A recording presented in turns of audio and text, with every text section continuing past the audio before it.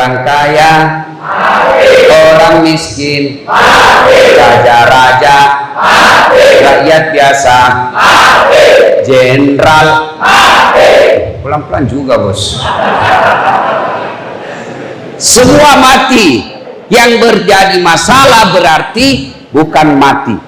Yang jadi masalah bagaimana kamu mati.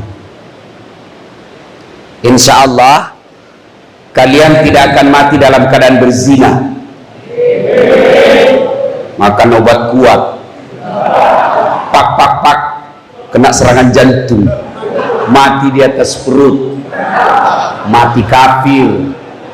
Insya Allah kalian tidak akan mati dalam keadaan korupsi, dikejar sama polisi, lari ditembak kakinya, kepalanya dikena. Itu polisi film India, bukan polisi Indonesia. Insya Allah kalian tidak akan mati dalam keadaan ngerampok. Tapi yang bisa membuat kalian mati kafir, hubbi aklil haram, suka senang barang-barang haram. Itulah sebabnya kenapa kalian di penjara. Karena kalau kau di luar masih sakau, yang ketawa kau semua itu di sini. Di mana-mana lapas saya dapat. Jelas. Mic pun dulu ganti nih.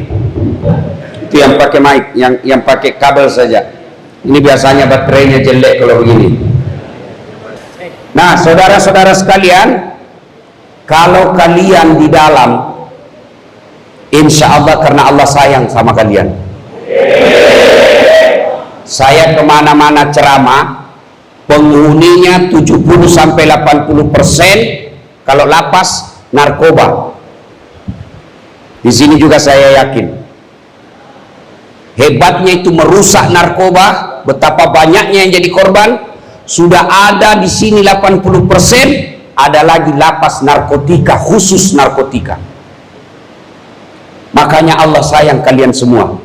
Kalau kau di luar masih bisa kau pemakai, Allah sayang kalian, tangkap, masuk kau di sini supaya kau berhenti itu konsumsi narkoba. Tapi sayang sudah di dalam masih ada juga transaksi. Beleng-beleng. Yang ketawa saya seluruh sini. Bos, saya tadi masuk sini susahnya 3 pintu bos. Yang jaga sipirnya kayak orang tidak makan 3 hari. Susahnya masuk di sini. Ini LP Cipinang masih kecil, saya sudah dengar sangar, menakutkan. 3 lapis orang masuk, dijaga, ada X-ray-nya, diperiksa, handphone tidak bisa masuk. Ternyata di mana-mana, termasuk di sini, overload. Banyaknya penghuninya, padahal susahnya masuk. Masjid, tidak ada penjaganya, buka 24 jam, sepi. Ada apa ini? Karena kalian tergoda oleh setan. Tapi syukur transit di sini. Coba kalau kau sudah langsung transit di kubur. Ayo, kalau kau transit di kubur, tidak ada lagi kesempatan untuk berbuat baik. Maka di sini bukan kalian dihina, Allah sayang kalian sehingga Allah mampirkan kalian di sini. Dengan catatan tobat. Jangan lagi kau hubungi istrimu, kasih masuk di pisang, kasih masuk di pisang.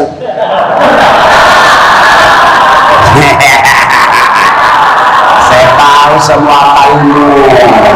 Kasih masuk sabun, kasih masuk sabun, kasih masuk sabun.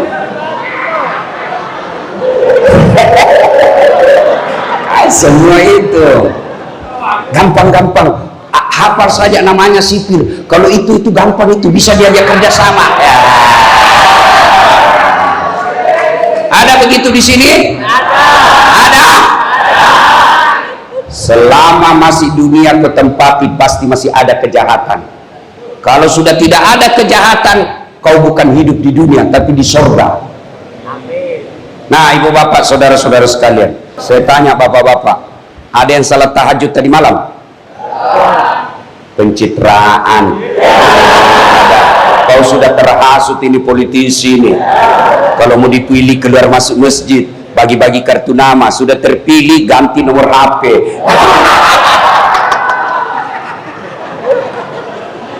Ada yang puasa Senin Kamis hari ini? Satu. Ada yang tiap tahun haji? Tidak ada. Kalau begitu ada pahala apa yang kau mau bawa ketemu Allah? Sedikit sekali pahalamu. Pak, Bu, adik-adikku, orang masuk surga bukan karena tidak ada pahalanya. Orang masuk surga bukan karena tidak ada dosanya. Orang masuk surga bukan karena tidak ada maksiat yang dilakukan.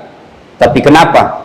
Ketika ditimbang kebaikannya, timbang keburukannya, ternyata timbang-timbang, naik keburukannya, naik lagi amalnya, naik lagi keburukannya, naik lagi amalnya. Timbang punya timbang. Terakhir, ternyata lebih banyak kebaikannya daripada keburukannya, meskipun selisihnya 0,1%.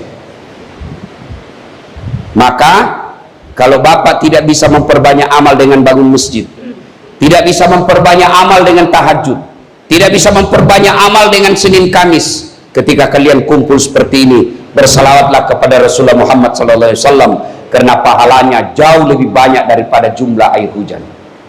Maka saya mau ajak ini salawat bareng-bareng. Bisa? Bisa? Ayo kita kencang-kencang salawat kepada Nabi. Ikuti saya. Yuk. Salatullah. Ayo keras. Ala Toha. Salatullah.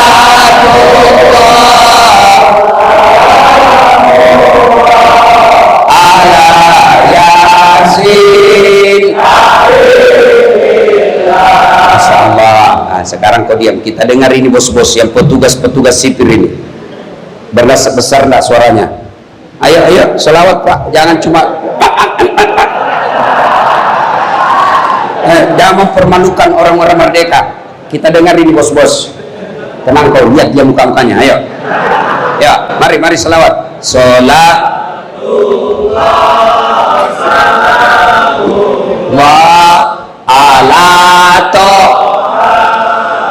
Rasulillah,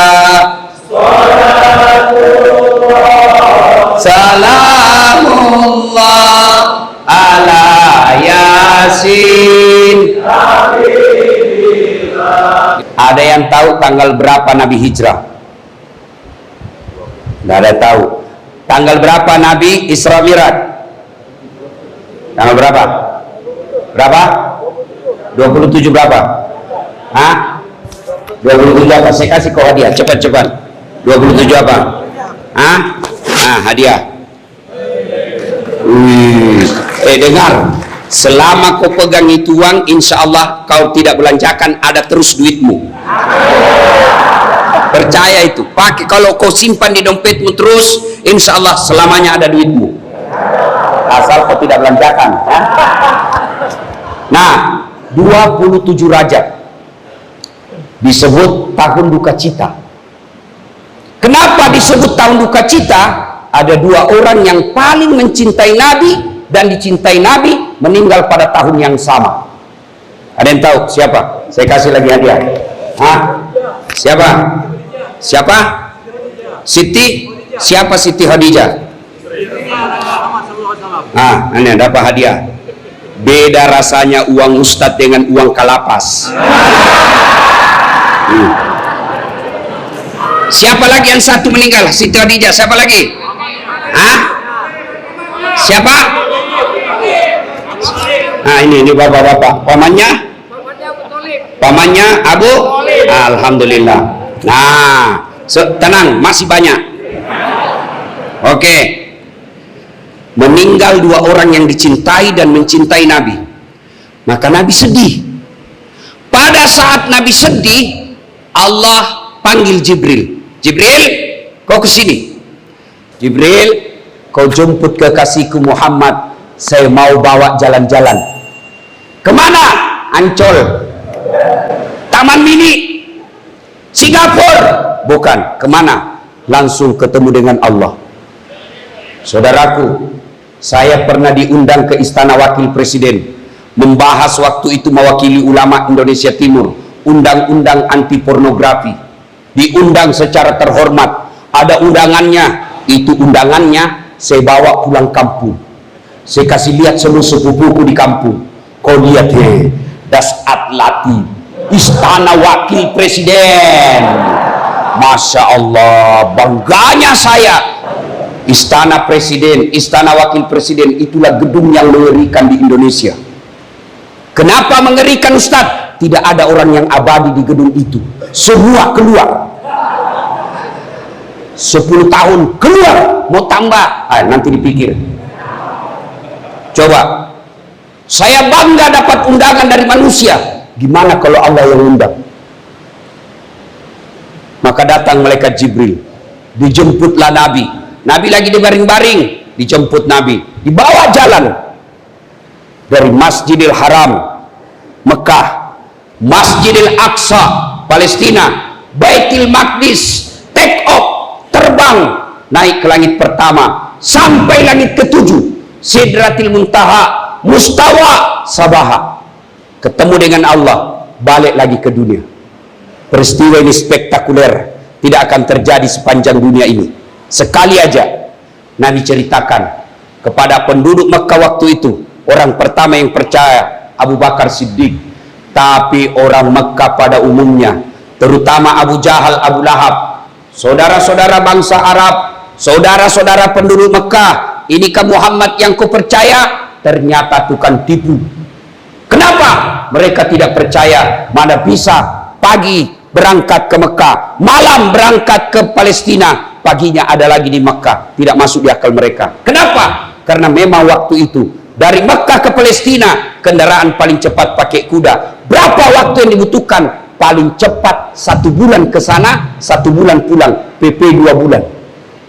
Nabi tidak cukup 1 malam. Dalam ayat dijelaskan, Subhanalladzi asra bi abdihi lailam. Lailam itu bukan 1 malam, sebagian malam saja. Makanya orang tidak percaya.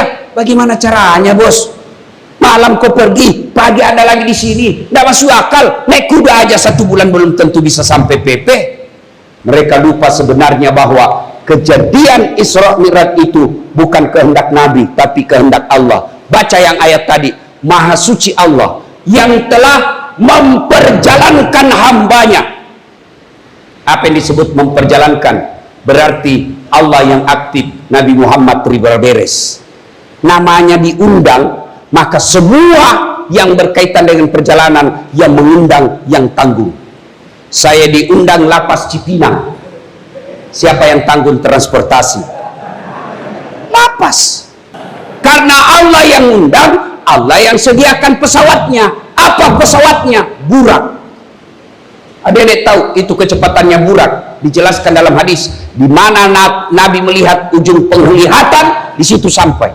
Kalau Nabi melihat Bogor, sampai lagi di Bogor. Nabi melihat lagi Singapura, sampai lagi di Singapura. Begitu cepatnya. Tapi mereka tidak percaya. Kenapa? Waktu itu kendaraan paling cepat kuda, 1 bulan. Ternyata mereka lupa. Sebenarnya ada kejadian yang tidak masuk akal tapi terjadi.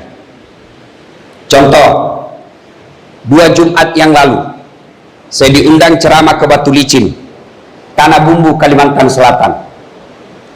Saya dijemput pakai pesawat, terbang jam 9 sampai jam 10, khutbah Jumat jam 12, selesai jam 1, setengah 2 makan siang, jam 2 lewat, balik ke Makassar. Belum jam 4 sudah tiba saya di rumahku. Saya gantung bajuku, saya buka, saya gantung. Ternyata ada semut ikut di kantongku. Tahu semut? Tahu? Semut di kantong, tanpa sepengetahuan saya ikut rupanya. Begitu saya gantung baju, keluar ini semut. Pidato di depannya temannya semut. Dia kumpul sama semut di rumah saya. Saudara-saudara sekalian bangsa semut, baru saja saya pulang dari Kalimantan Selatan, Tanah Bumbu. Dia bilang yang lain, jam berapa aku pergi, Mut? Semut. Dia bilang tadi pagi, bos, jam 9. Jam 4 sore ada kau lagi di sini. Iya, buktinya kau sudah lihat saya. Tidak percaya, hoax. Tidak percaya. Mana bisa? Pagi kau berangkat, sore ada lagi kau sini, melewati antar pulau. Tidak masuk akal. Kau saja keluar, baru kau di jalan raya, diinjak kau angkutan umum, mati kamu. Apa kata semut yang di kantongku? Betul itu yang kau bilang, kalau saya jalan. Ini bukan saya jalan, saya numpang di kantongnya Ustadz Das'ad. Dari rumahnya ke bandara naik mobil, dari bandara ke Batu Licin naik pesawat, pulang juga begitu. Betul saya tidak pernah tinggalkan kantongnya, tapi betul saya pulang dari tanah Batu Licin. Masuk akal? Masuk akal? Kalau itu semut jalan tidak mungkin. Tapi siapa yang jalan? Das'ad Latif, dia ikut di kantongku. Nimai, demi Allah dan Rasulnya, laknat Allah bagi saya kalau saya bohong. Ini sudah keliling Nusantara, dari Sabang sampai Merauke, bahkan sudah sampai ke Mesir. Nih, bisa tidak dia jalan? Bisa dia jalan? Tidak mungkin. Jalan kau, jalan kau, tidak mungkin. Tapi siapa yang jalan? Das'ad Latif, dia nyantol di kantongnya. Begitu mestinya kita memaknai kejadian Isra dan Mi'raj. Allah yang memperjalankan Nabi, bukan Nabi yang berkehendak. Nah, ketika Nabi berduka, diperjalankan dari Masjidil Haram ke Masjidil Aqsa. Nah, bertanya mahasiswa saya yang cerdas, Ustadz, untuk apa sih Nabi diperjalankan ke Palestina? Kan Nabi mau naik ke langit, ngapain lagi ke Palestina? Dari Mekah orang bisa langsung ke langit, ngapain ke Palestina? Boros-boros anggaran. Iya kan? Seperti pejabat Indonesia, ada SPG-nya, tidak ada perjalanannya. Iya toh? Itu pejabat yang begitu, ndak usah kau maki-maki. Kita akan ketemu nanti di akhirat.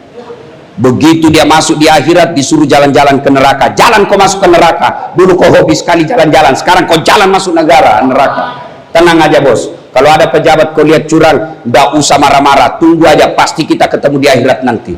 Kalau kau mau protes dia, kau masuk anggota DPR, bikin undang-undang yang memperbaiki negaramu.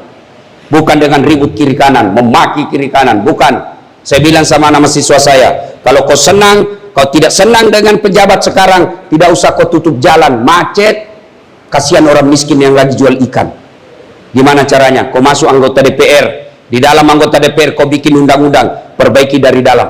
Karena kalau kau ribut-ribut di jalan, kau dapat gas air mata. Iya, iya. Kau mau perbaiki negaramu, sudah agak susah karena kau sudah di lapas. Tapi jangan putus asa, kau punya anak. Sampaikan ke anakmu, jangan contoh bapakmu nak, ini contoh yang gagal, contoh yang lain. Saya doakan kau dari lapas, tidak ada yang mustahil di sisi Allah. Bapakmu sekarang napi, insya Allah kau yang angkat derajat keluargamu. Yang kau datang anakmu menulis, apalagi tidak ada gunanya itu air matamu, sudah air mata buaya itu. Sudah ya. Nah, Nabi kemudian diperjalankan untuk apa? Allah jawab pertanyaan mahasiswa itu, linuriyahu min ayatina. Allah ingin memperlihatkan tanda-tanda kebesaran Allah. Apa yang dilihat? Ini yang pertama, pelajaran buat kita. Nabi ada dilihat cahaya, makin dekat makin besar, makin dekat makin besar, makin dekat makin membesar. Nabi bertanya, Jibril, siapa itu? Itu setan yang ingin menggagalkan misimu. Itu setan yang ingin membatalkan dakwamu. Nah, pelajaran pertama, ternyata setiap kita mau melakukan kebaikan, iblis pasti berupaya menggagalkan. Anda di sini, hayya 'alas shalah, tergerak hati. Oh, iblis goda kau itu, sok alim, gak usah kau salat apa, kau sudah jadi narapidana, ngapain kau sholat lagi? Ada juga kalau iblis yang tidak nampak masih bisa kau tepis, ucapkan a'udzubillahi minasyaitonirrajim, lari. Tapi setan dalam bentuk sekamar, itu yang susah kau usir. Sholat, so alim aja kau, sudahlah nanti kau lewati surga. Ingat, jadi setiap mau melakukan kebaikan pasti ada makhluk yang akan menggagalkan, dan itu setan. Termasuk begini, dengar-dengar ceramah ini ada setan di tengah-tengah kita, cuma tidak nampak. Kenapa tidak nampak? Karena kalau nampak lari kau semua. Apa setan yang ada di tengah-tengah kita ini? Itu tangan. Diajaknya kita lagi dengar ceramah, itu setan itu. Cuma bentuknya manusia. Sudah, Nabi lalu sampai ke Palestina, naik menuju Baitul Maqdis. Ringkas waktu karena waktu terbatas, kita ringkas cerita. Sampailah Nabi di Baitul Maqdis, langit pertama sampai seterusnya langit ketujuh. Dari langit ketujuh menuju ke Sidratil Muntaha, Mustawa, Sabaha. Lalu Jibril berkata, Muhammad, saya tidak bisa masuk ini, hanya engkau yang diizinkan Allah masuk.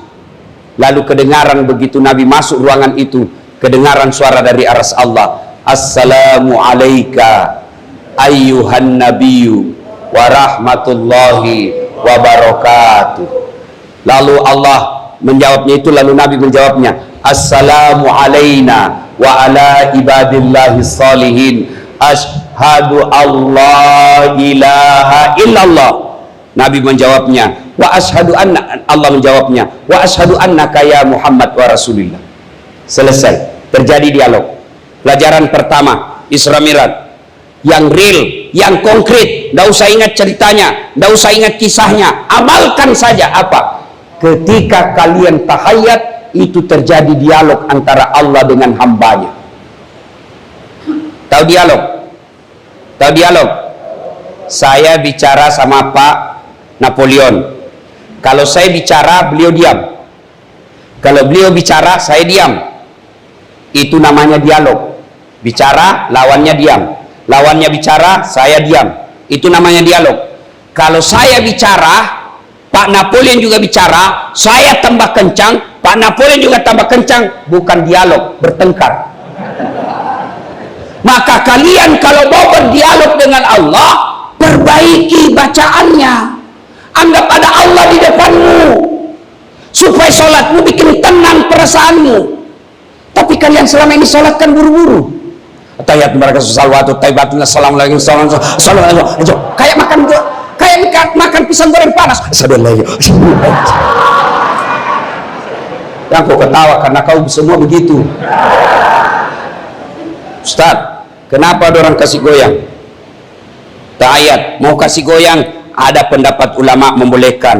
Atau tidak goyang, ada juga yang at-tahiyat sudah nunjuk, boleh. Nanti asyhadu an la baru nonjok, silahkan. Yang penting jangan kau pakai dua jari.